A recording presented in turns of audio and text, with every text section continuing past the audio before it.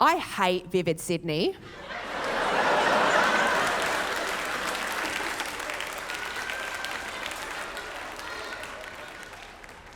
Now, if you don't know what Vivid is, it's called the Festival of Lights, and it's where people travel in far and wide for what is essentially a Microsoft Windows Media Player visualizer.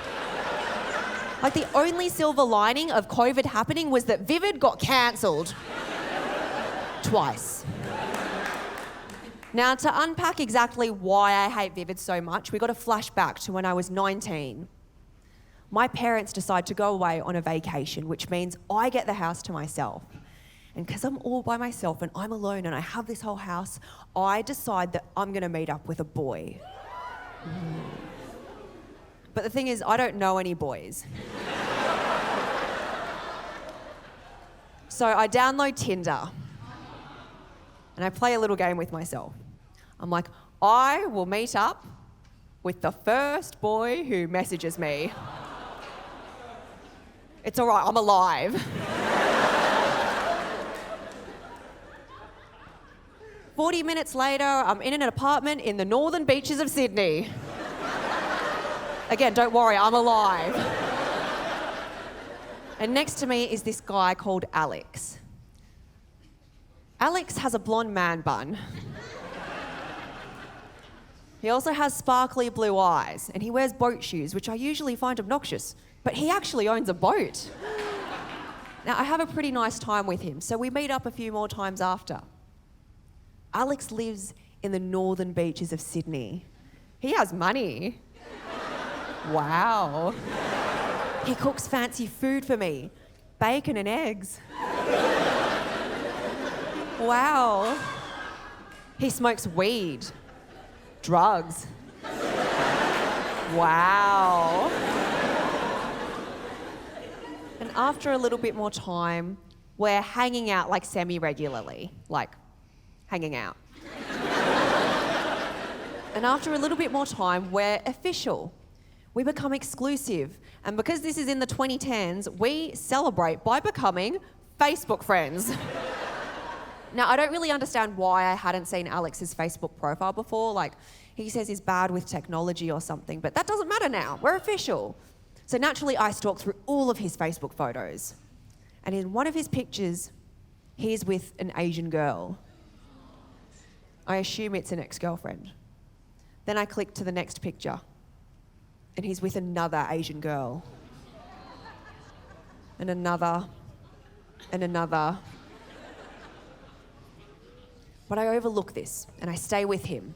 And then 6 months into our relationship, he gets tagged in a photo with another Asian girl. His arm is around her at Vivid Sydney. And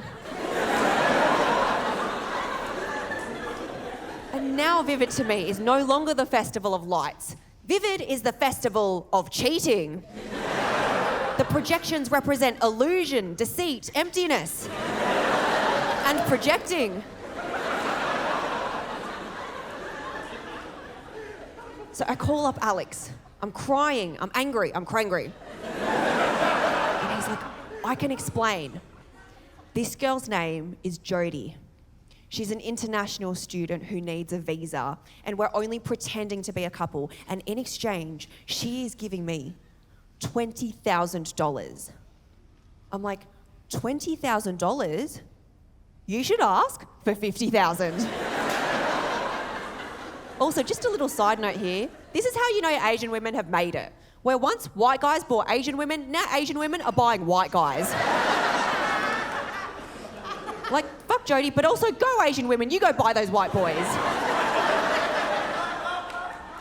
So I tell Alex that I'm appalled and I'm angry and I'm upset, but I'm gonna stay with him and work through this with him because I feel like we've got something special. And then I get a phone call from her. Stay away from him. Do you understand? Stay away. Jodie goes through all of our messages together. She deletes photos off his phone.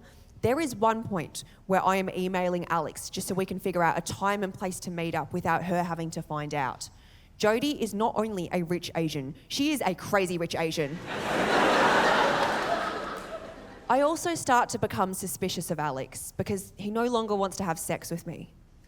And that's really weird for a 19-year-old boy with a giant anime porn collection. So I confront him and I'm like, are you sleeping with her? And after a little bit more prodding, he says yes. And then we break up. Now, there were so many thoughts that were running through my mind at this stage, like, oh, I've just been cheated on. Does this make me Beyonce? But then there were other thoughts that ran through my mind, like, you're worthless and you're not enough. Because if you were enough, then he never would have gone behind your back and cheated on you and done all these things with Jodie. And like these thoughts just keep circling around and I am crying uncontrollably in my own little private moment, trying to stop myself, only to realise this entire time I've been sitting on that one seat of the train that faces all the other seats.